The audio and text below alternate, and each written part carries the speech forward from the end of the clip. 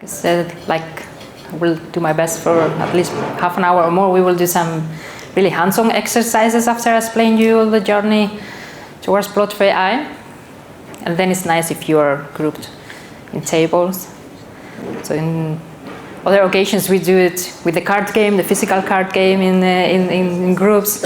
I was not really sure how it's going to be here, so I thought I'm going to do it in a more interactive way. Still, you could answer later the exercises in groups if you want. So we're going to use Slido today, if it works. If it fails, we'll build more like a hands exercise. And because like what I mentioned, I wasn't sure what the number of people, so I just put some questions during the whole workshop, and we will, at the end of the workshop, handle some use cases with some of the threats from PLOT4ai for you to experience a bit how it's in practice. And we will do all that with the help of Slido. Well, about myself, for the ones of you who were already in the keynote, so you already know that who I am. I work in the field of AI and privacy, or at least that's what it used to be. I must say the more in the last years, it's not privacy anymore what I do, but it becomes a really like kind of the holistic approach, and you get out of the comfort zone of privacy and security, and you move into a lot of other things like fundamental rights and ethics and transparency, sustainability, and a lot of other important concepts in artificial intelligence. Anyways, maybe important to tell that I have a technical background, originally in computational linguistics, but I'm also a lawyer, so I have my two legal and engineering backgrounds, and I've worked more than 20 years in cybersecurity. So I try to do my best to interpret what everybody wants to mean, especially when we are building systems. And I published PLOT4ai under my name, and still I find interesting or important to mention the small company that I founded, because together with my students we keep updating PLOT4ai into all of this. So it's apart from that, I'm trying to make it a community-driven project. We still do and keep doing a lot of updates of the tool. And I would also like, I know he won't like it, but to mention one of the main people that is helping me, Martijn, my partner on that table. You will see, if it would not been because of him, PLOT4ai wouldn't have a website, a card game, and all the JavaScript and stuff we are doing for ThreatModCon. So, you know. And today we're going to talk about this, PLOT4ai. Depending on the name, privacy, library, or threats for artificial intelligence, because it's probably going to change soon. You could still keep PLOT4ai, but we'll see later, because of the nature, it's not privacy anymore. And when I started building PLOT4ai, I did it from the perspective of privacy engineering, privacy specialist in any case, and it has grown into something that goes beyond that. I wanted to start with a question for you. So for the ones of you that wants to log into Slido, like in any threat model, you need to understand what you are modeling. So I want to understand what is for you artificial intelligence. And especially, I will talk today more from the perspective of Europe and how we look now, looking into the new European AI Act, that we have our definition of AI there. So what makes it sometimes a bit more complex to understand what we are modeling here. But, well, just write something. Just curious to see what for you is artificial intelligence.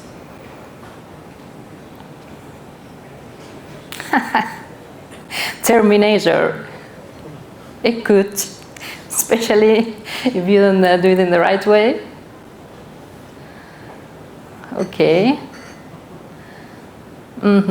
Productivity, prediction, opportunities. I also like to see a bit the positive side of AI. Very good.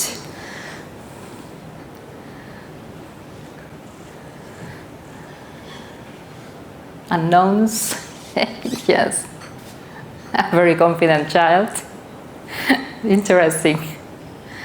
In any case, I'm really happy to see that you are not just all typing generative AI, because I must say that the last, especially since the launch of ChatGPT, everything is about generative AI, and I must say that when I talk to people often, it's all about LLMs.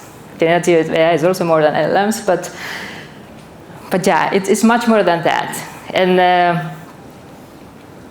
we're going to move forward. I can see that you have some understanding. This is just a general picture of what could be, or we could be considering artificial intelligence in any case. And so in the beginning was not really clear. We talk about machine learning, we talk about deep learning. Now, in principle, we always compose within the realm of artificial intelligence will be also natural language processing, tooling, large language models, of course, and generative AI, deep learning, etc. So when we are modeling wherever it falls under this. I'm not going to enter into the legal definition of AI from the EU AI Act, because we could be here the whole hour. That's not the point.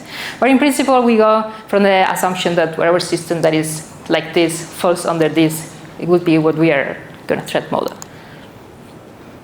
And just some examples, it's just every day. It's not something so new. We are using it already for years for fraud control. When you use your Uber taxis, wherever you want to pick, to determine your routing, the pricing.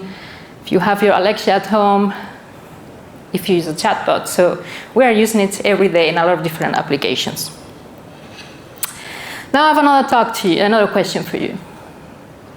And we're going to talk about the positive things. Some of you already mentioned a couple, but before we jump into what is really can go wrong with AI, what are really the positive things that you see, the benefits, when you use AI?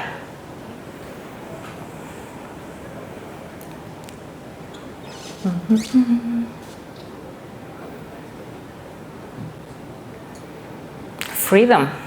That's really interesting. We're saying that? Or you want to keep it anonymous? Time safer. Eliminate false positive. Well, could also.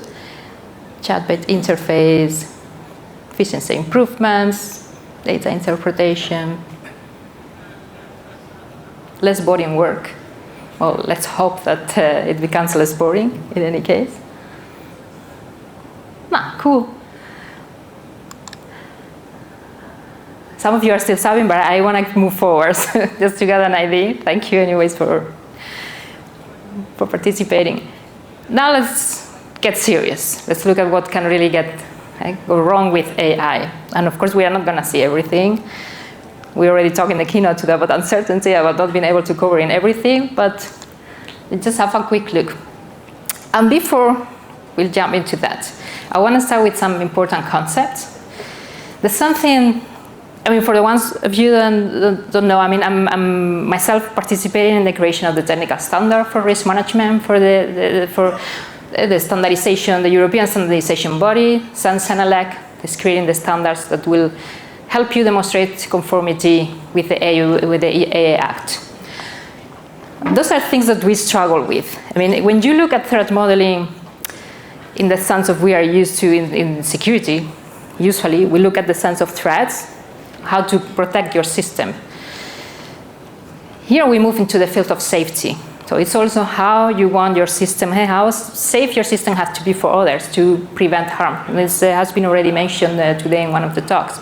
And the threat modeling for, how was it called, for preventing harm, something like that. So and that's the important thing. And we need to look at it from the two different perspectives. So the one of the attacker, the one from their own system, what we build, we make sure that it's safe. And from there, we move into identifying risks with the intention always of preventing harms. That is why calling it threat modeling, from my perspective, is maybe not enough. I know in safety, we also have something called hazard modeling. So yeah, maybe calling it something like threat hazard modeling could be better for AI. Not sure, just saying. But the thing is that what I just mentioned, It's not just enough to protect a system from its external environment and threat actors, like we usually tend to do with threat modeling, but we need to go to prevent that our system is going to impact that environment, human assets, in a harmful way. So we need to look from both perspectives. It's also important that you know, and I don't know if I added here, no, I didn't have it in this slide, but in the EU-AI Act, the one that you look at the risks from the point of the intended purpose. That's also something what Adam Shostak was commenting in his presentation before about the, hey, if you are a ship and you have to, that's what you are going to do, right? But we look at our system, what is our system really going to do? What is the intended purpose? And this is more of a regulation-based. What the regulation asks you to do is to look at what are the threats and the different harms that you could cause based on the intended purpose of your system. Beyond that, of course, you also have the misuse of your system, so it will get out of your intended purpose. But we start looking at it from what really is my system supposed to be doing. That is difficult, of course, with generative AI, for instance, because you see the systems, eventually the models can be used to other tasks, but it's important that you identify what is really the use you want to give to your system. Also something important, we'll just see later about that, is that with the new EU AI Act, you want to look at risks related to health, safety, and fundamental rights. So that makes it in a spectrum, especially the part of fundamental rights, that it's become more difficult to threat model. How do you really do that? I like to put often this example of this app, just for you to see, just to ask any of you who like to say, what is what can go wrong here with this app? It's an app that helps you to analyze the crying of your baby, and it tells you, well, you have 70% chance that your child is hungry, or that maybe he wants to sleep, or he wants to eat more. Anybody dares? How does it know? Did you get feedback from the baby? How does it know? Well, there is ways to identify some patterns in the way of crying that is related, but of course the system has to learn first, and it's of course based on a lot of other crime patterns that has been analyzing. But without getting into the details, I just think this is an app that's come from Japan. It's just fun because it doesn't have even privacy policy, anything. So it's like you just install it, and I know people that find it really useful. So now when it comes to really identify what can go wrong, it's important to focus on also the users. We also heard today about that. Not only the users of the system, in this case maybe the parents or whoever is taking care of the child, but who can be really impacted by it. So in this case, the baby, right? What happens if we are feeding it? The app says, well, 70% chance he's hungry, and you're feeding it, and the child has something in the belly, right? So you could really harm the baby. The thing is that, and again, I'm not getting into the regulation, but this type of apps doesn't even fit into one of the high risk systems from the regulation, but still something can go wrong. So I let the question there. Other things that can go wrong, and this example, I'm pretty sure a lot of you have heard about that. It happens in China. When you jaywalk, the system recognizes your picture immediately, you get a fine sent at home. Nice, but in this case, the picture of this woman was in a bus. So every time the bus was passing with this advertising in her picture there, she was getting a fine at home. Not nice. Here's an example, and again, we talk about AI, but this could happen with any other solution, where you need to realize all the different contexts, environments where you are using something, not only in your thinking lab environment. It works good. It identifies well the picture. Accuracy is good enough. How fine. But hey, wait a second. Where are the different threat scenarios we could have here where this could fail? And like that, well, there's even there's an incident database, because we don't hear really often about things that go wrong with AI. We know, of course, the issues with the deep fakes, for instance, and that is getting incredibly bad. And you see also I don't know, like apps, for instance, where you can make somebody with the use of you upload the picture and the person get naked. And this is being used also at schools by children. These are just apps that are available, freely available for everybody online. And well, I just put here a few examples of issues with chatbots and the information that you get from them that could also be harmful. I think a lot of us know the issues with Teslas, for instance. And like I say, every time there's more and more incident databases to show what can go wrong. I think from the old webs, this must be a known picture from Rob. Just to demonstrate also that with AI, with security, a lot of things can go wrong. Though in most of cases, it's standard security. That is also something that standardization we are struggling a bit, because you see that a lot of the issues that happen, only a few are really specific of AI, and all the rest is the standard security issues that we know that are always there. But that, unfortunately, I know now I see some change, but still, it's incredible. Even organizations with good security, the department of AI is like an innovation department, so it's like they're outside an outside world. They don't really pay attention, even backups of your model scripts, wherever, nothing, and they don't really think about that. But well, I must say, especially since the launching of generative AI, of ChatGPT, especially organizations are now paying more attention to those things. So at least it had something good.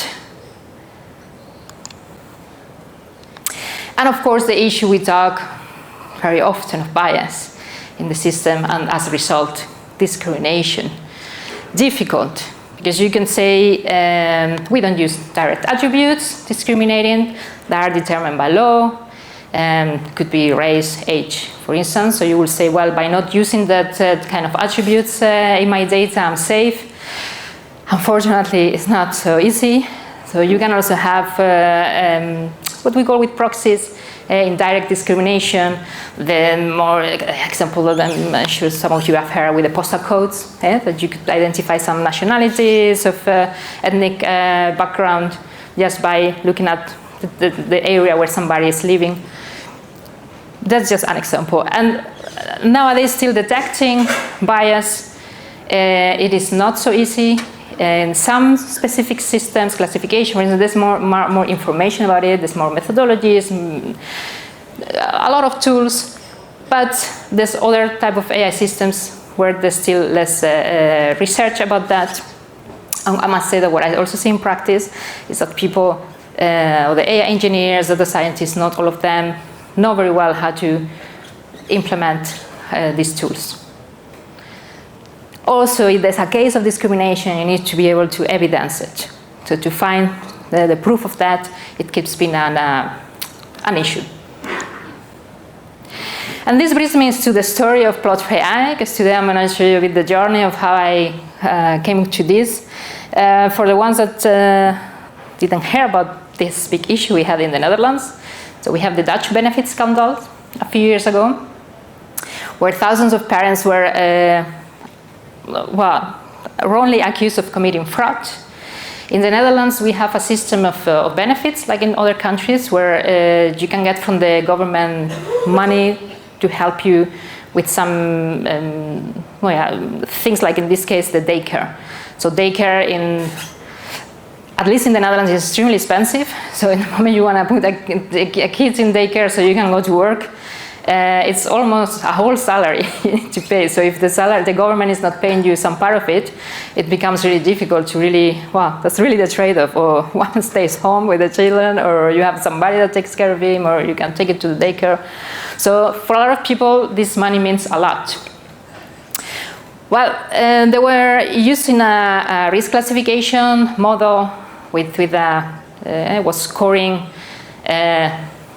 different people, citizens, as possible of being committing fraud. Maybe that the application of to get the benefits was not correct, or there was something wrong with it. this is something that they're still solving it in the Netherlands. There has been so many thousands of people, there's even parents that commit suicide, that they divorce, that children that were taken away of home, because of course there were maybe families with some issues already, but it has been really, really big in the Netherlands. And that's why also, by the way, the reason why in the Netherlands, when we work in the government, and I say we because I must say I work as advisors, we advise a lot the Dutch government. So one of the things we do is to extend the work we do is not only AI as a proper definition of AI, but also algorithms that we say. Because what we see in general and is that when we have issues of especially discrimination, it's not only AI, it could be a simple algorithm.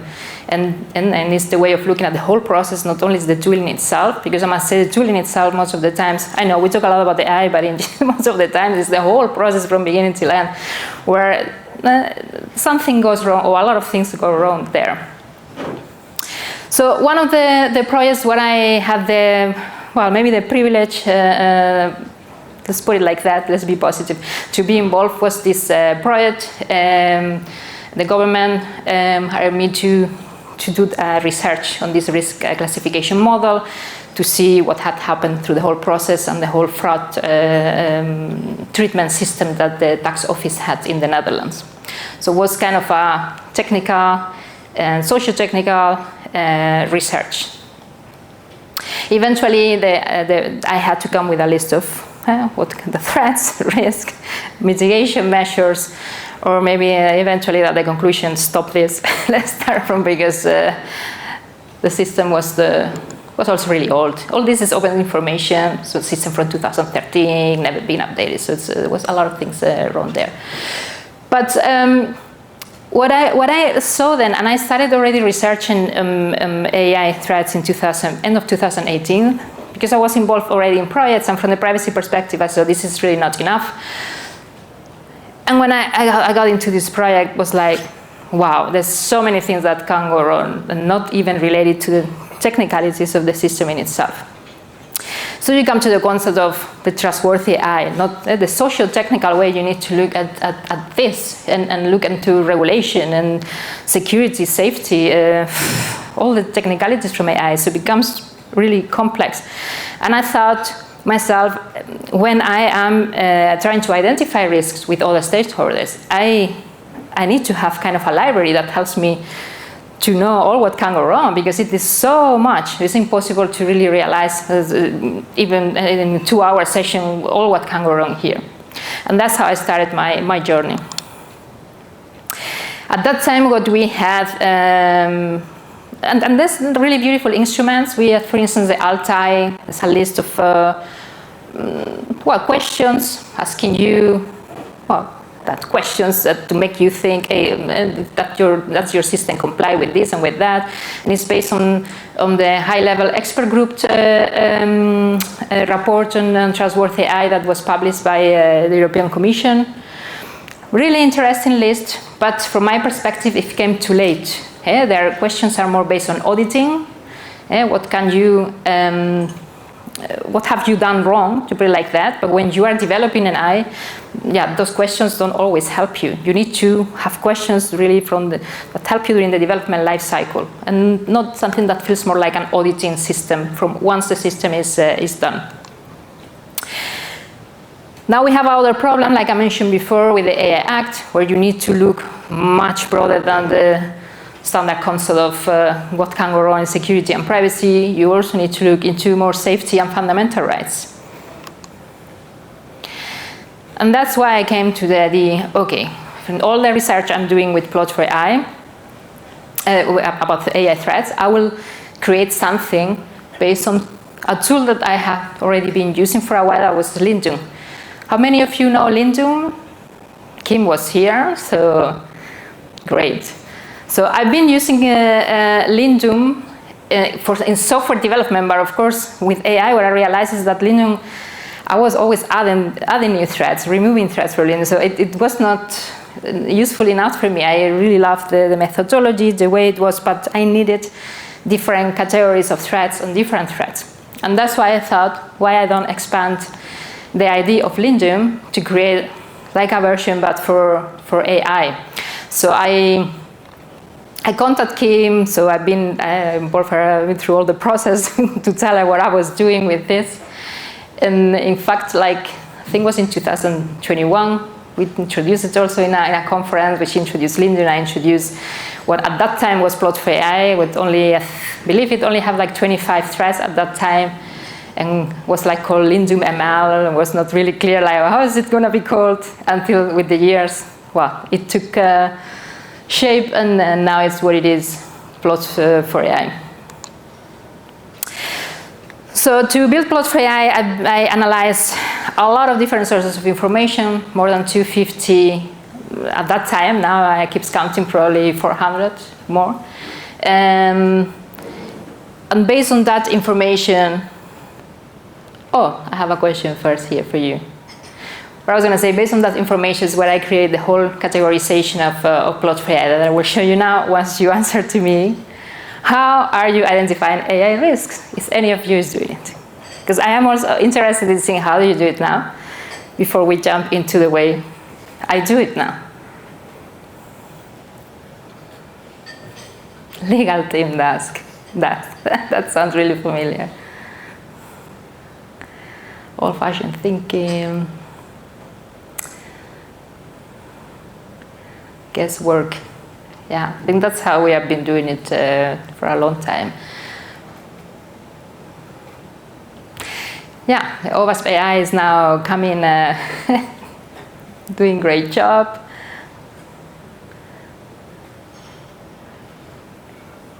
Yeah, a lot of data privacy too, and the legal teams. Yeah, okay, but the truth is that that's not enough.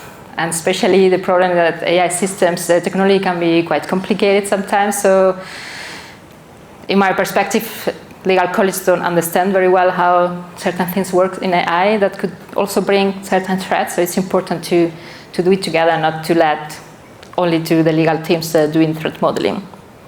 Yeah, MITRE is in fact a really good source of information that I've also used in PLOT4ai, by the way. So. And I'm updating it now to add all the great work that MITRE has been doing in the last year, so it's also updated in PLOT4ai. So all the work from, yeah, VML also, Vilevine. And all the work from OWASP, from ENISA, from all this work, I analyze it and I create new threads in PLOT4ai so that everything is there one way or the other available. So the results after all this analysis was library with 86 threads, and as you can see, there are different categories. They are not only security threats, they are security, safety. You can see that some of the categories have the name from Lindum, like an awareness, for instance. So I try to get more of the essence from Lindum into PLOT4ai. You will also see later the changing some of this, because PLOT4ai now, after a couple of years, already got a name by himself, and it's been now adapted to the needs, to the new language. When I published PLOT4ai, it was beginning 2022, and now I see that we are more mature in the field. We have had kind of definition, taxonomies, the way we talk about certain things, like an awareness. It's more clear for a lot of people. It's called transparency, for instance, because you have there more threats of not only transparency, informing, but also explainability of systems, for instance. So it's better to adapt it now to what is needed. Another thing that I did with PLOT4ai was to distribute the threats according to in which time during the development life cycle of an AI system they could arise.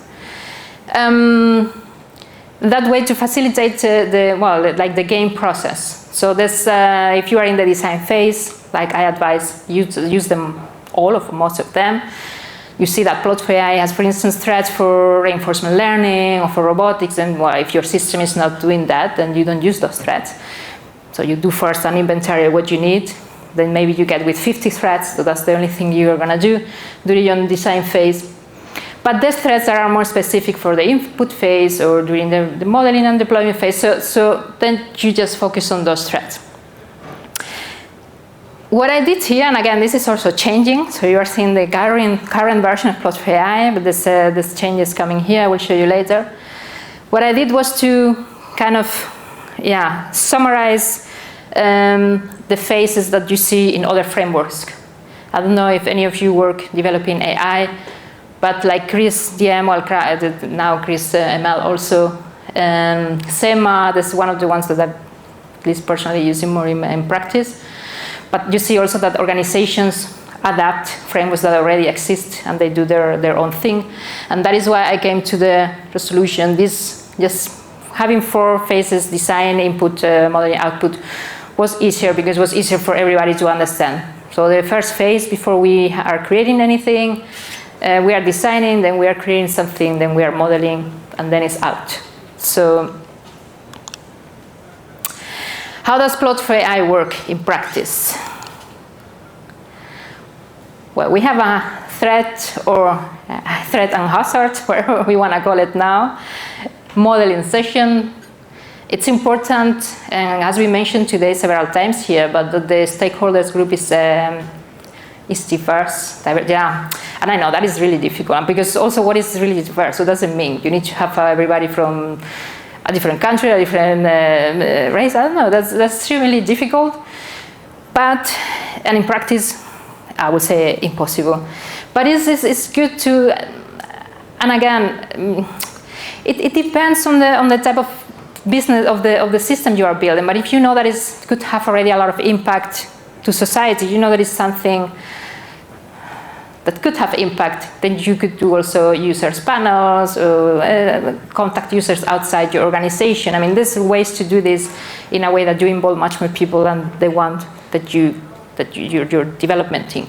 In any case, when you do it internally in your organization, I tend to have a session also with the product owners, the data scientists, engineers, security, privacy, even some users. Also very interesting to invite people that is going to be affected in the chain. For instance, sometimes you're creating an application and you know that the results are going to be used by other departments to take decisions and eventually to contact citizens or users or whatever it could be. So also interesting to involve in the design phase these roles. The famous data flow diagram, I will tell you in practice, my experience in the design phase doesn't really work because of the nature of AI. So you are more thinking about what you want, the great things you want to get out of AI. So as facilitator of the sessions, you need to put really the focus on what is really the objective function. We really want to get here out of the system, so that is really, really clear, so that the task is really clear. But you are more busy, okay, we will have the data, then what will we do with it? You are not really busy at that stage thinking in other things that we look in security, for instance, like integration with other systems, architectures, API security, where do you store your data? In organizations that are more mature, this wouldn't be an issue, but what I see in practice is that, yeah, it's like the AI department is a different world. They don't even take care of those things. So also something to take into account. You can also look, especially from the safety side, at system components, not probably in the first phase, unless there's something you do more often, and you have your system components identified. So you can really do it much more in detail. In general, in my experience, you don't even go so detailed. Not in most of organizations. And if we talk about startups, well, then you can't even forget. But you can really make it more close to your own operational design domain, the architecture, to make it more close to what we talked before about the intended use and the context of your system. Because that is extremely important for your safety, to identify also your safety-related threats. Something to mention for the ones of you using ThreatDragon. So we are doing our best to include PLOT4ai in ThreatDragon. It is complicated, so your feedback is very welcome here, because at this moment you can already select the threats there, indicate the status, the priority. we have already done some work there, but what we noticed with ThreatDragon is that it's a bit limited for the nature of AI. So we are thinking in adding new components, because when you look at the flow of the data, I mean, it's not only data flow. I mean, you also have moments where you could have really your threats, like when the model is there. I mean, this data in a model, well, not always, but the model needs to be represented somehow. The same as the result of the output, because there's threats coming out of there. So how do you represent that? It's a process, not really. It's an actor. So we thought maybe it's useful to add 2 more components to ThreatDragon. So, you know, this is a community-driven project, so all your feedback is more than welcome there before we push our JavaScript code commitment. And there's also new phases that we would like to add to make it more specific. Like I mentioned before, the phases of input, design input, modeling and output, we would like to extend to a more specific, like you see here, design and input model we already have, but adding output, also deployment, monitoring, that is really important in the identification of your threats, and the retire of your system. So you are able to identify in all these phases the development of the life, to be like that, of your system, what can go wrong.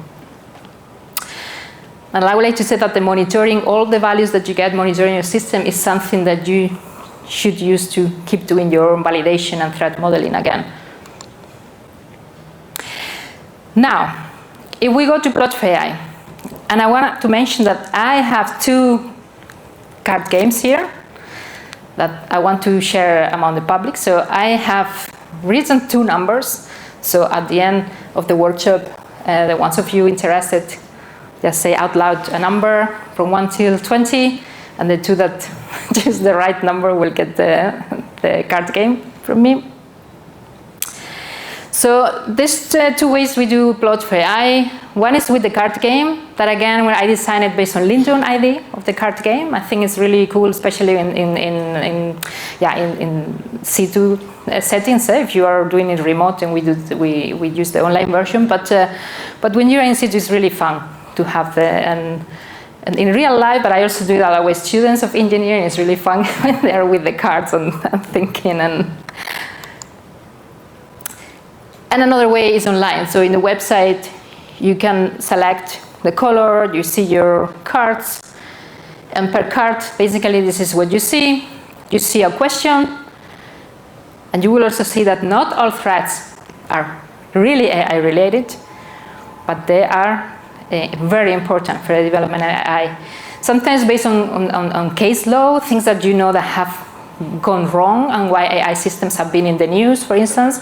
So as a reminder, this thing is important that you take in account.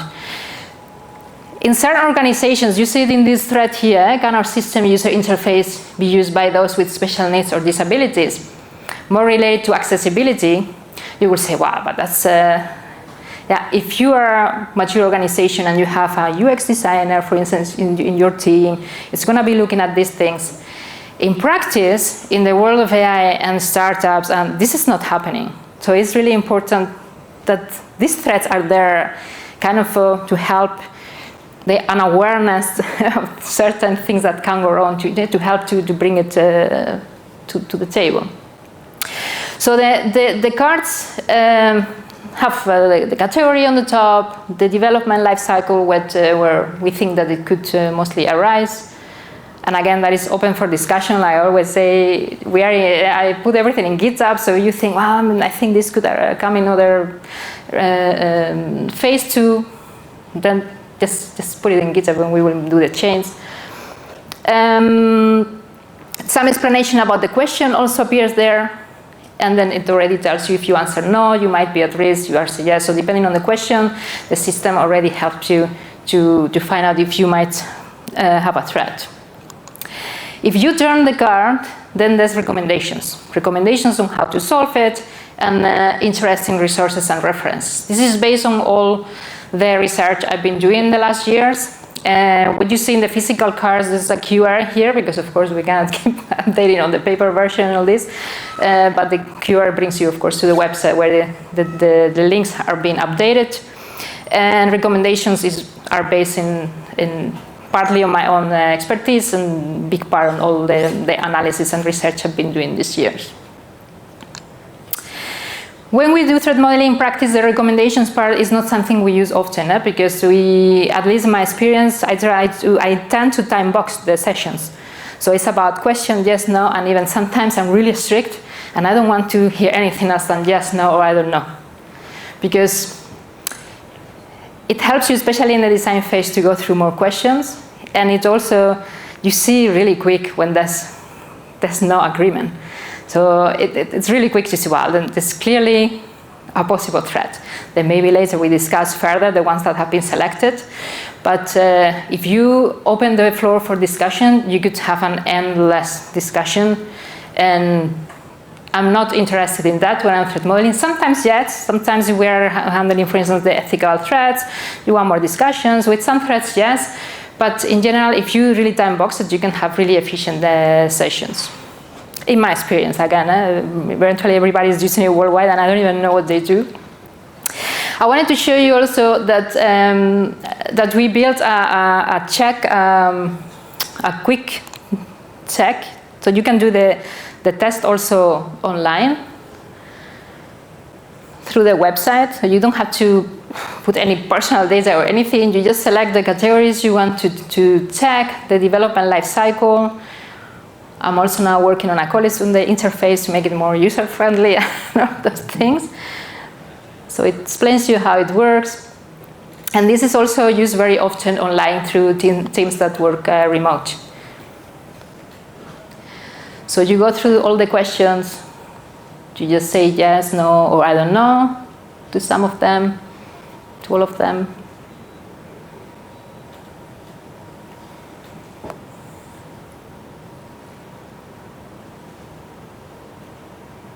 Almost down.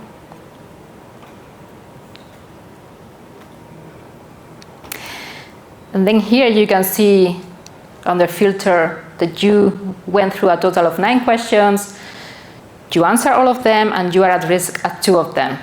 So when you click on report, you get a simple spreadsheet. I didn't like that because when I had been doing threat modeling for long, I didn't care it was a PowerPoint. But for me, it has been really useful. So I just wanted to help others. So just don't have to make it so difficult. Just this is what you have selected. Now try to classify what you have. Then I really get into the process of risk management, not only identifying threats, but I go further than that. Sometimes you cannot do it in the same session. Sometimes you have to book another session for that. So it really depends on the context, on the situation. But I always advise, I also see it in privacy risk management, more with a feeling of, oh, this could be a high risk, let's act on that. Like I always say, using severity and likelihood, it's important because it's not about your gut feeling. I see it a lot happening, especially in privacy, when you see, but this is almost a chance that this is going to happen is minimum, low risk. But if the chance is minimum, but the impact is huge, if you use a matrix, it will tell you, wow, you are at a medium or high risk, so you should do something about this. Build some safeguards, implement something. So I find personally important that we move after identifying threats into a step forward, classifying threats. And then, of course, the whole risk management process will start. I must say, in general, when we identify threats, often they get into Jira. For instance, if you use Jira as one of your systems, and you already assigned what we call kind of a risk owner, and especially the quick fixes can be done really quick. And others is when you go through the process of assessing, is this threat eventually bringing some risks? And then you classify the risk, you assign an owner, you assign mitigation measures, and you go through the process of eventually doing again, checking if there's some residual risks that we call. Also important, because sometimes you apply mitigations and eventually the result's even worse, or you are causing other threats. So it's also good to go through that process. And then you have to start again.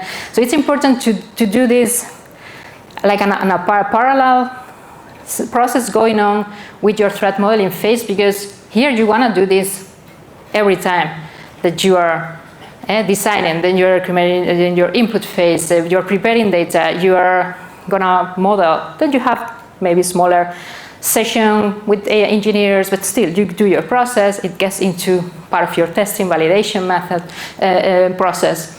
So it's important to be able to implement that and make short sessions, but that they're really valuable during the whole development life cycle.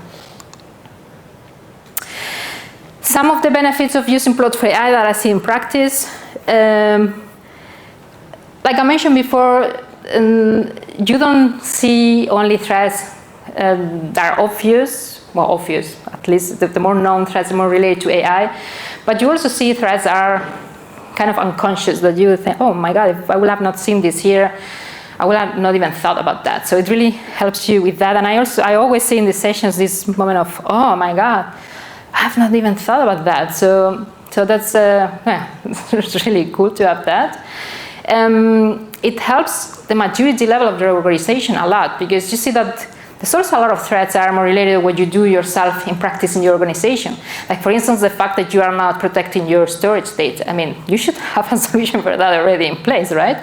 So if something like that is identified as a threat, once you have implemented methods there, then you know you are covered there. So it really helps you to implement your own, increase your maturity level, your quality management system, whatever process. It also helps a lot, and this was really important, focus on collaboration. Every time I'm in one of these AI projects, we are for months talking, especially because the business was something else. The engineers and data scientists are building something different based on what they heard, and they start already what they love to do, playing around, innovating, but it's really often not what is really needed, or what is needed also according to compliance, because let's be honest, sometimes it's not what we want, but system has to be explainable, for instance, and then you are not, you cannot use certain cool algorithms that you would like, so you have to restrict yourself. Much better collaboration and stakeholder management, because everybody's involved in the sessions when it comes, like I said, this kind of moment of eureka of, oh my God, we are not working what we had to work. And that also helps with the reduction of work. So sometimes, like I think I mentioned it before, I've had the experience projects that have been stopped immediately because we realized we were working here is not what we needed to do. So we need to really focus. And of course, for the privacy college, well, I include myself mostly as one of them, but it's really helpful list of threats and risks when they use for their data privacy impact assessment. That's something that legal people get always scared, like, oh, I don't know how to identify risk in an AI system. Something that's nice to mention that PLOT4ai is worldwide use, especially in the US and Australia. It's been more and more, I cannot see because in the website I have everything anonymized, so you can only see the countries, but it's for me really cool to see. It's not only looking at the website, but mostly it's using the quick check and downloading the assignment. So it's really cool that this is happening. I also see sometimes like people talking about it in presentations, so it's something I feel proud of. It's also mentioned it's recognized internationally. Also, the OECD is considered as one of the trustworthy AI tools. It's included in one of the papers about building large language models as one of the tools that developers should use. And just talking about what I do with PLOT4ai in the future. I've been working in a project with the Dutch municipalities to integrate PLOT4ai, some of the threats of it, into their risk management system. It's also, and this is really cool, but of course I'm also contributing to the creation of the risk management standard for the EU AI Act, but within this standard we are creating also a catalog of risks, and all stakeholders found PLOT4ai really cool as a source of inspiration, so we are using it also to build that catalog, so really nice. And well, the implementation, like I mentioned, with the OWASP Threat Dragon tool. I'm also working in translating different language now, not only English. Hopefully the community grows more, so it's not just me and my team right working with it. That would be nice. Sometimes we organize calls to talk, like now we are discussing about new categorization, then I open the call and then people come and they give feedback, and it's really super cool. And based on the race of PLOT4ai, I've also created a list of controls, and I'm building a sort of self-assessment tool that I want to also publish open source to help others understand. It's not only what can go wrong, but those are controls you could implement. There's also coming, when I published PLOT4ai, generative AI was less booming.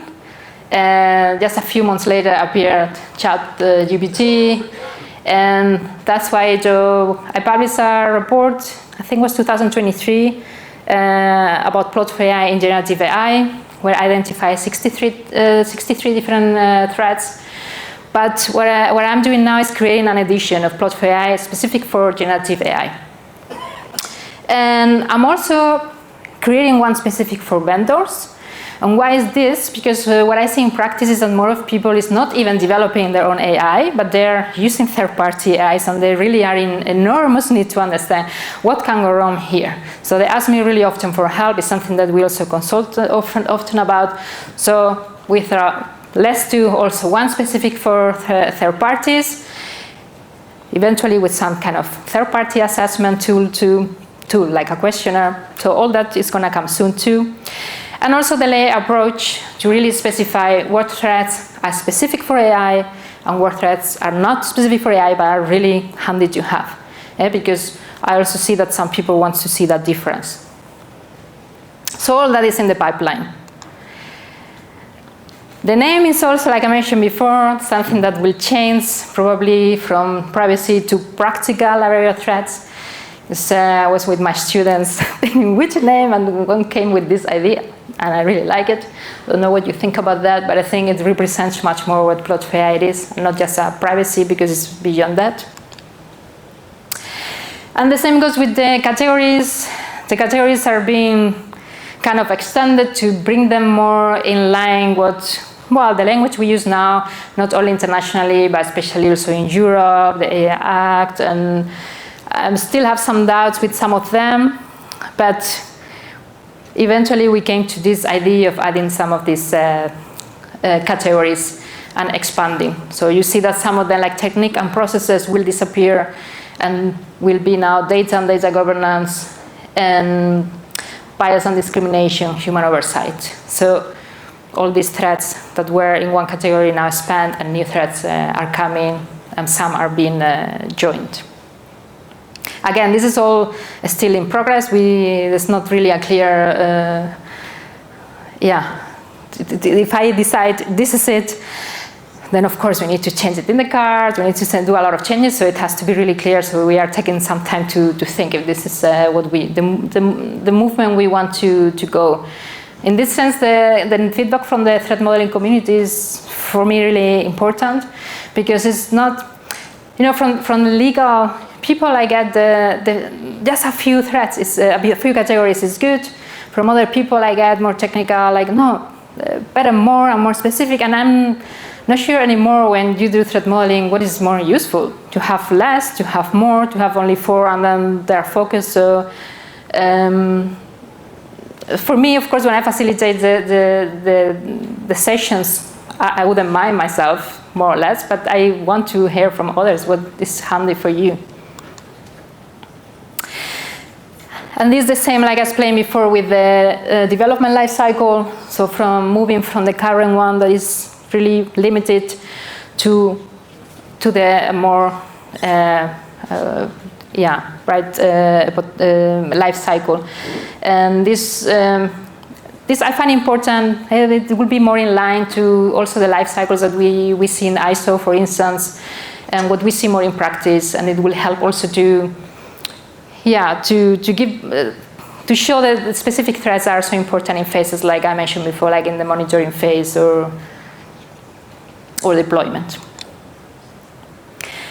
licensing is open source, like I mentioned before. There's also not a non-commercial, nothing you can even make money out of it. I never cared too much. I must say, I built it for myself. So when I built PLOT4ai, I built it for myself as advisor. And when I saw what it was, and I asked Marty to help me to build a website, and realized that I want to put this online. I want to really give it to people because together we can make it better. Yeah, and I'm not here the expert guru #1 in AI. I know I have a lot of expertise, but there's nobody so expert. We need to do it together as community. Yeah, like we do in OWASP, but with other work. It would be really great. This could happen also with PLOT4ai. So a tool for all of us, just to put it like that. So again, contribute. That would be really great. Per email, GitHub. And now I want to go a bit practical. Good old time. So I have 5 use cases. I don't know if we'll have time to see the 5, but I was not sure how, like I mentioned before, I was going to be. So usually I have the card game, and we are sitting groups, and then I give to every group a set of cards, and we work on a use case. We are not going to go to the level of going into a data flow diagram and all that. Like I learned you did in this threat modeling hackathon. That was super cool when I saw some of the things what they were doing. Here in the interest of time, we will keep it just really high level. So I'll let you also use your imagination. But I will tell you, this is also what happens in real life, at least in my experience. They just come somebody with an idea. Hey, we want to develop a chatbot that can do that. And the engineers already start, hey, I know this framework. We can do this, we can do that. Well, let me try this, let me try that. Without further talking really seriously about things. So that is something that my clients are trying to change. So we have the idea, let's start going into the threat model immediately to see what could go wrong here, and then what that can help us to move further in the design phase. So we are going to do it with Slido again. What I'm going to ask you is a question. There is a question for one of the cards. So you just have to answer yes, no, I don't know. I hope it's working with Slido. And basically that's what we do in Teams. But well, here because of the distribution, we're going to do it like that. You answer yes by yourself. And then we just see what threats we find here. So in the first use case, you want to develop a chatbot that can serve as companion for lonely and elderly people. And all these things are based in real use cases. I mean, there's already tools that are doing this. So then you are picking cards. And you have the first question. This is one of the cards that tells you, could children be part of our user group? If you are developing something like this. What do you think? Could they be part of your user group? And this question has a bit of trick because, of course, probably you don't want children to be your user group, but could they be your user group? So let's see. Yes, 70 of you. 31% are really sure that cannot be. So I would like to know, any of you that said no, can you explain how would you prevent that from happening? Oh, I got you. That is, in fact, one of the main problems with this question. So this is based on a real case. It's an application called Replica, and it was banned in Italy for a while by the data protection authority, like Garante, because of that. I mean, the tool was meant for adults. Yeah, they never thought that children could be using their tool. But the authority was testing the tool, and they realized, wow, this AI, this chatting, and what you get back is not something a child should be getting. And there's no controls built at all in the application. So this is not a really AI-related threat, but it's based on already real incidents, things that have happened, to help you realize. We only think in these things when or we are building a tool that is or for children, or we know it's, I don't know, porno or something that, you know, children cannot, because by law you need to really protect it. But what about if you are building something that is not like that? You should also think about those things. So that's what I mean with these threats are in a kind of an unconscious way. It also helps you to realize, well, maybe in this case we should build something, even if it's just a disclaimer saying, hey, this is not for children, but we need to do something about that. So yeah, if you say no, then of course you are not at risk in this case. 31% of you is okay. And here I just show you the card. So explain you what it is, and it gives you some recommendations on the back. We go to the next one. Is our data storage protected? I think especially being a startup, so you are building kind of a chatbot. You will think, I think in this case, that diagram approach would be interesting, like the conversations that come from, where is this gonna be stored? Are we really gonna be storing this? Privacy engineering comes on board. Because in practice, especially in the startup world, they don't even think about those things. Very often they just think, oh, cool, I'm just linking my ChatGPT model to this tool, and now this is what I got. Cool, you can talk. And they don't think, oh my God, what am I doing with all the conversations with these people? Especially it's about lonely, so you can imagine that whatever you talk will be a bit more private. So yeah, 50% thinks they will be good protected. That would be the ideal situation. Very good. And then you won't be at risk. And I think I moved really fast. And I missed the card. Well, doesn't matter. That was we can go to the next one. And I don't know why the card is coming. It got really mixed up here. This was the one we just saw. Yeah, this is the card. Okay. And now the next one. So could our AI system become persuasive, causing harm to the individual? I think that this is going to be a chatbot. So you have to think what type of communication skills will have our chatbot. How good we are going to test him for this. Yeah, in a lot of cases, it could really be a problem. And knowing how to test this is also an issue nowadays. So that is also another problem. It's good to be conscious of it, but the safeguards you're going to build around this are also important. That's why keeping monitoring. Monitoring is one of the best tools. Well, though there's also a lot of research on that, because what can you monitor? But some things it's important if you can already implement and keep monitoring, be an alert of the language that your system is using. And there's also libraries and some methods to test this. So the ones of you that said no, you are not at risk. And here is where the card is. We go to a new use case. So now it's not a chatbot. Now you are using a system to analyze the shopping behavior. This is also very commonly used. You want to anticipate the needs of your customers, offering recommendations. So it will be a recommendation system. And here, of course, legally, we have now the Digital Service Act with a lot of requests of a recommendation system. Immediately have to be transparent, explain where does it come from, all these recommendations.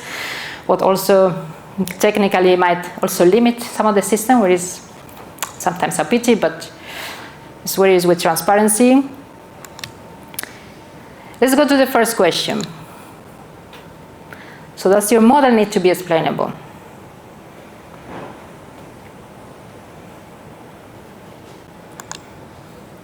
100% yes.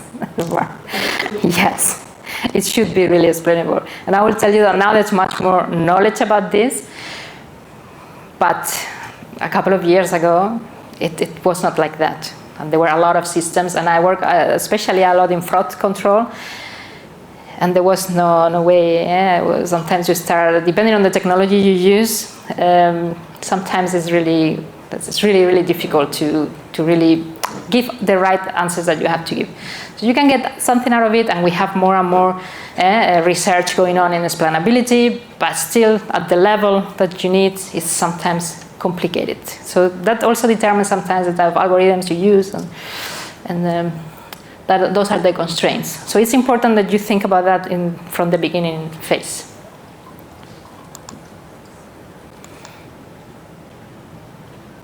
And this will be the card.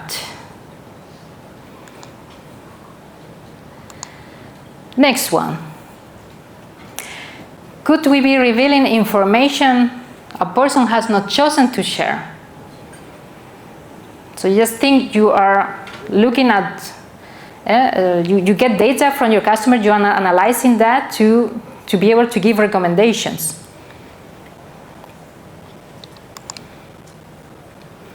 Yes, in this. That could happen, and you know the example of, well, there's certain, but remember this one from this girl that was pregnant, and she, data was, because she started to get advertising from, yeah.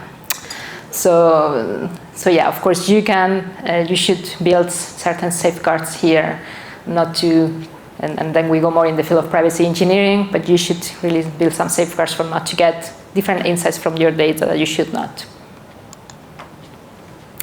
So if your answer is no, you are not at risk here. And here is the card.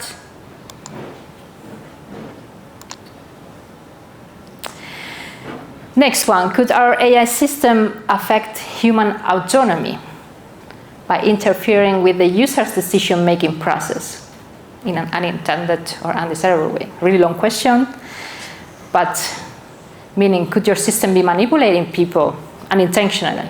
Because here you are giving recommendations to a person for purchasing products. Yeah, 88%. So yes, this is also something to have in account, especially when you have a system that is really giving recommendations or is having contact with a human. If you answer no, you won't be at risk. Here is the card.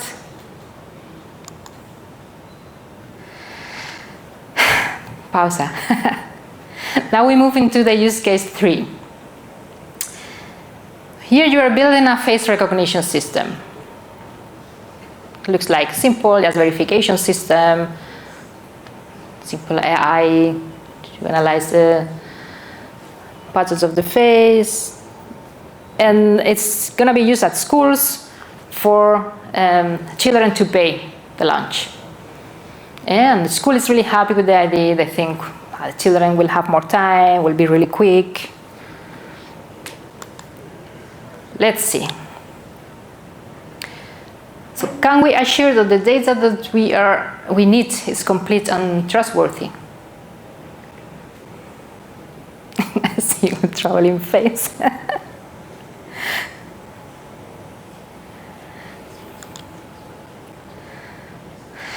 Yeah, you will say, but this is just a verification system, so it should not be so complicated. There's thousands of systems like this. Here, the thing is that it's about children. So the case, how can you verify that the data of your children keeps being reliable? Children change, especially children that change to the teenager age. Their face, posture could change. Yeah, and then you could have a problem. So you need to have a system that is completely updated all the time.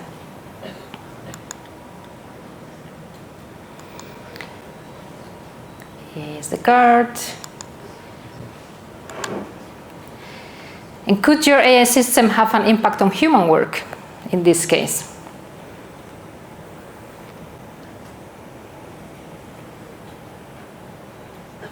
And here you will think about, if I implement something like this in a school, what is the impact that it will have on the people that was already working in the restaurant, for instance? Suddenly I have to get rid of them.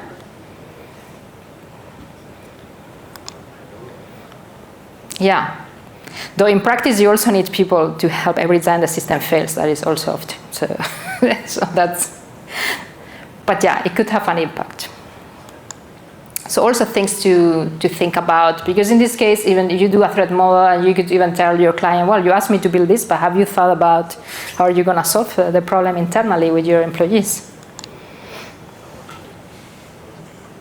This will be the guard. And we move to use case 4. This is an interesting one. So you want to build a medical tool, an AI system that is going to identify the risks from people be suffering certain diseases. They're going to do that by analyzing their behavior, and that these tools already exist. This could be even more fancy. So you think people could even take preventive actions. So you get signs like, hey, you have a chance of becoming, I don't know, to get Alzheimer, I don't know. And then this could communicate with their doctors. The doctors could be informed of the risks of their patients and could already start applying treatment. So it's really a preventive way of looking at medicine. So ideas like that, well, you see them very often, how cool, and it's just fun because when I mentor startups and I'm in all these innovation projects and I hear all these cool ideas, and it's super cool because it's, let's be honest, it's just a cool idea, but when you start looking at all the things that you need to comply with, and which it's, especially in the teams where you don't have the expertise, I was sometimes one time surprised when they came with a really cool idea. And who is in your team? Yeah, AI engineers, data scientists, AI engineers, data scientists. But who is then going to look into all other things that are wrong? I mean, you don't have nobody with security knowledge. You don't have anybody with some legal expertise. So at least, yeah, if you come with this idea, you really need to look from different perspectives. So yeah, these things happen. And it's a really cool idea. And let's look at it now, some of the things that could go wrong.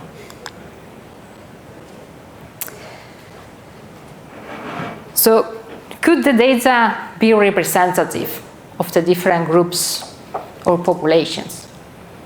Okay, just think that your system is going to give some advice.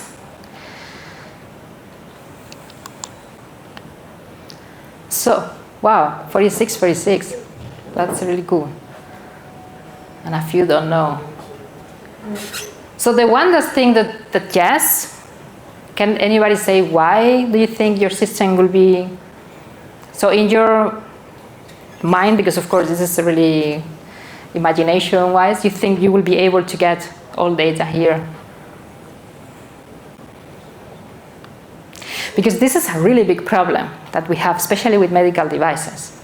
So unless you are going to launch a tool really domain-specific for specific population, imagine women, white, South Europe, describing me. So it's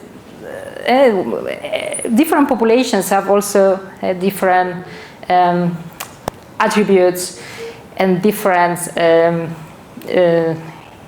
how could you say that, characteristics that are linked to different diseases. So if you don't have data from the whole world, so to say like that, you will have some kind of sampling bias, so you are not able to have a sample for the whole population worldwide. So then you better focus on some specific domain and try to do it good with the data you have, or otherwise don't do something like this, because it could be quite dangerous.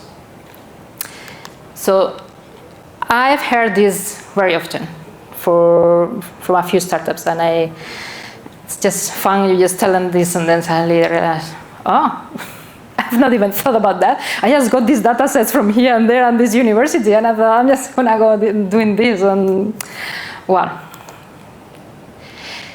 here is the card, and we go to the next one. This is more a security one. General security. Are we protected from exploits on software dependencies of our AI or ML systems?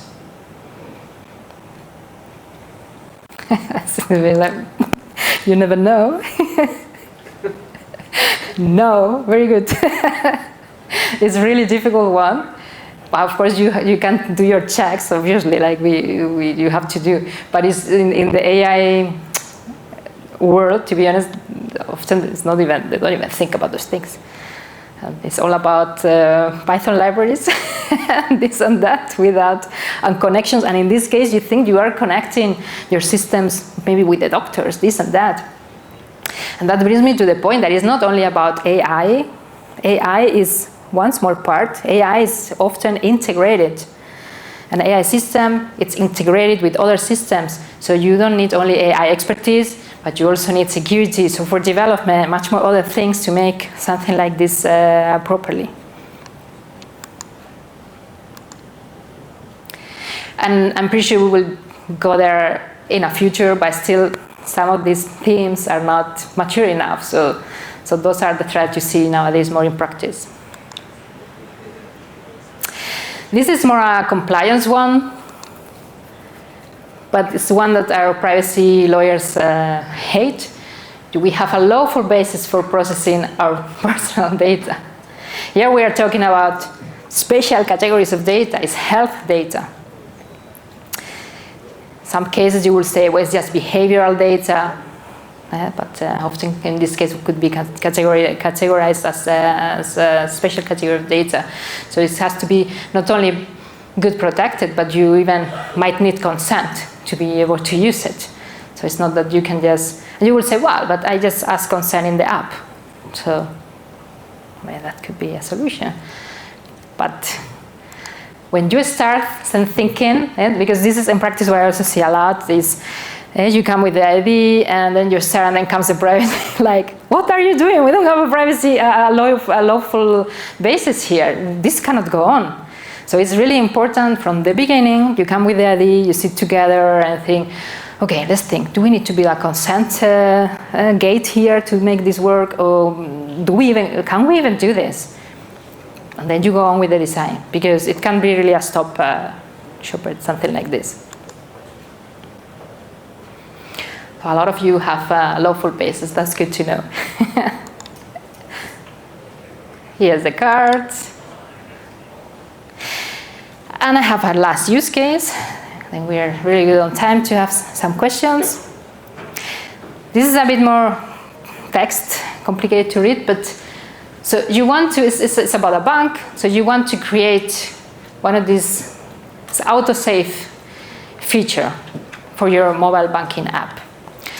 So here what you want is to provide customers with an easy way to, well, to save money in an automated way. So your AI system is gonna be personalized for every individual, and your models are gonna analyze and predict what is the customer, the past, the future spending patterns, and their the income and the money that they could be saving.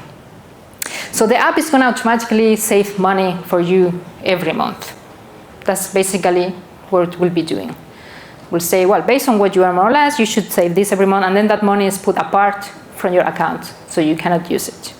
And this is a real case in Asiatic countries. So yes, a couple of questions here. Are we going to collect and use behavioral data to feed the AI system? Because often we talk about, well, we already have the app, we already have the data from the customers, so we can do a lot of things. This might be more compliance-wise, so maybe for some of you, like, this is not my territory, but it could also be a stop for some projects. It's the fact that you are collecting certain data that you should not be collected for that specific purpose. So yeah, so you might be indeed at risk if you didn't answer no. Here's the card.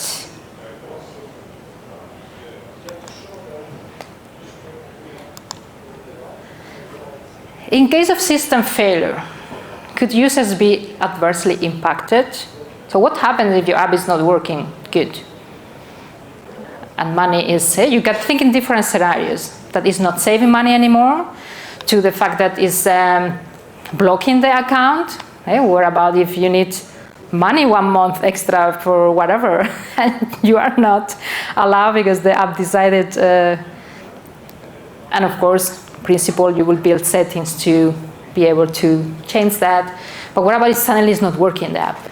So what type of safeguards you could build there to prevent, to impact people financially?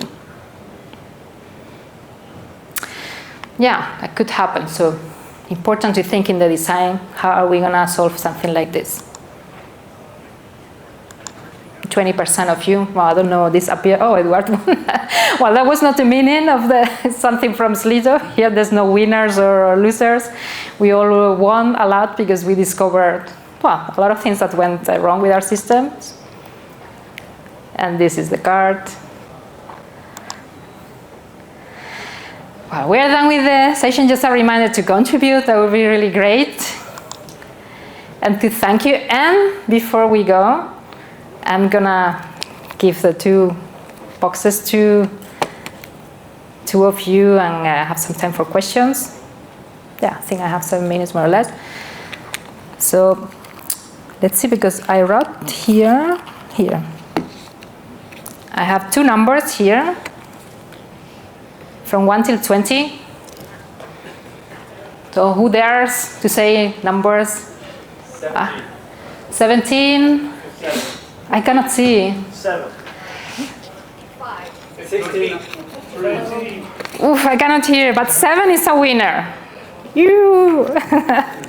And more numbers, I still have 1 more. 16. 20. 16, no. 3. 2. 2, no. 1. 10. Who said 12? Yes, was 12.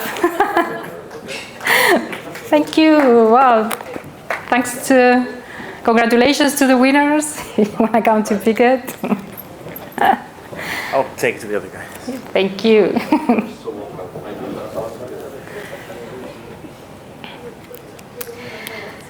Yeah, if somebody wants more games, I must say for the last 2 years, I was, I don't like to say selling them because I didn't get any profit out of it. So the same I pay to the printer is the one I ask people to pay me plus the shipping cost.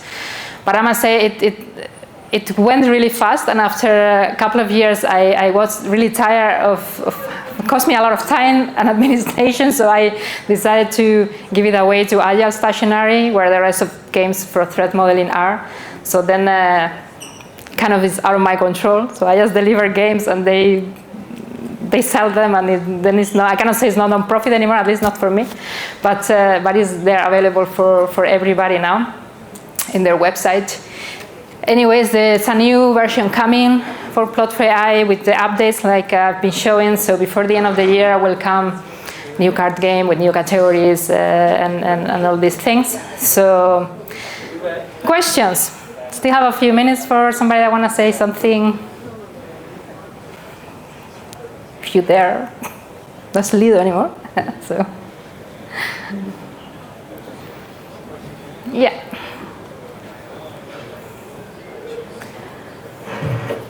Yeah, I have one question based on one of the scenarios. So Could you speak louder because I cannot hear you well? testing.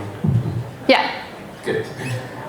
So there's one question based on one of the scenarios, which is to do with explainability. So when you deal with models, especially in the space of neural network models, how do you quantify, or how do you track, or how do you trace back the model, and how do you manage explainability? Because that's quite tricky when you're talking about the neural space. Yeah, if we're talking about the design phase, you might decide, and it depends on the domain you are working on. I mean, I work really often in fraud detection. We are not even allowed to use that type of models very often. So then again, it depends on the domain you are working.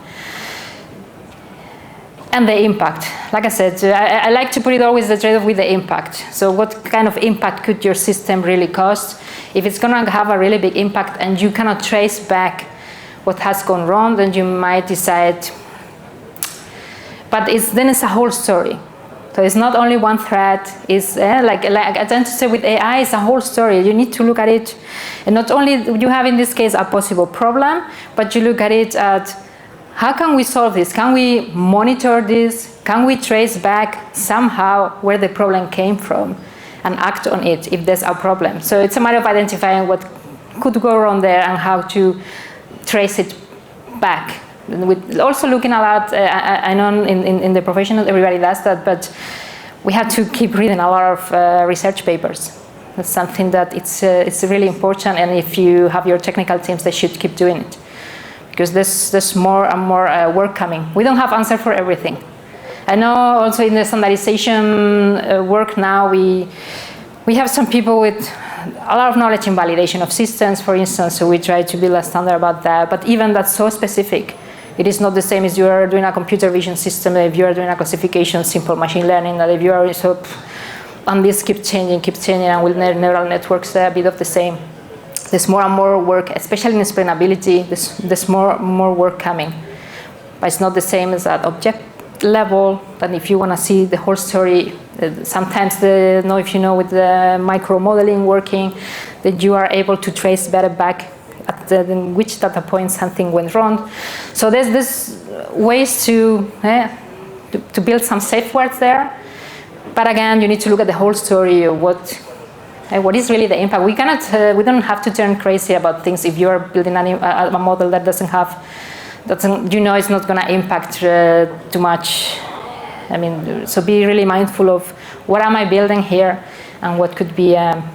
Maybe you go through all the cards of PLOT4ai, so you get an idea. Oh my God! Eventually, sometimes you think there's nothing that is going to go really wrong. But then you realize, I mean, I don't know, like the example of the mobiles, you could say, what can go wrong with a mobile? Well, nobody thought that eventually a whole generation of people, even more than one generation of people, are like walking like this all day and not talking to each other anymore. When we invented a mobile with a camera, or the children were going to be cyberbullying, because whatever they were doing, they were going to be recorded, when it was wonderful to have a camera on the mobiles. So thinking about the social impact of things you are building, even if the rest is okay, that you think is secure, is this and that, it is important to decide, well, what type of safeguards we need to build here. And with explainability, the same. More questions? Yeah.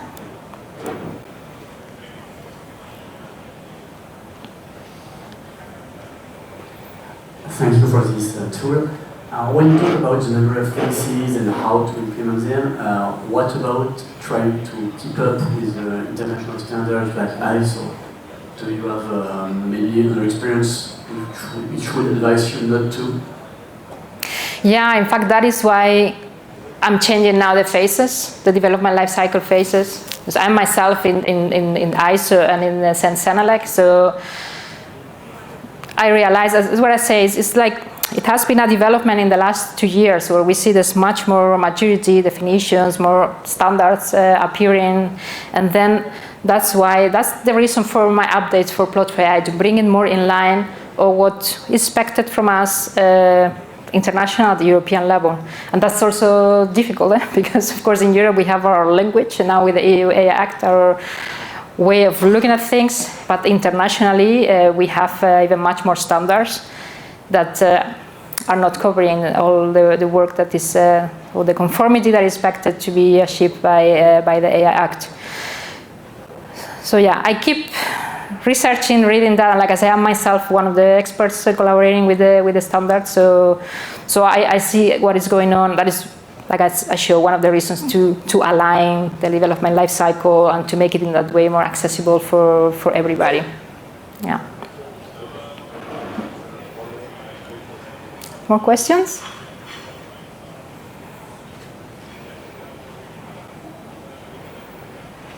How many of you are developing AI?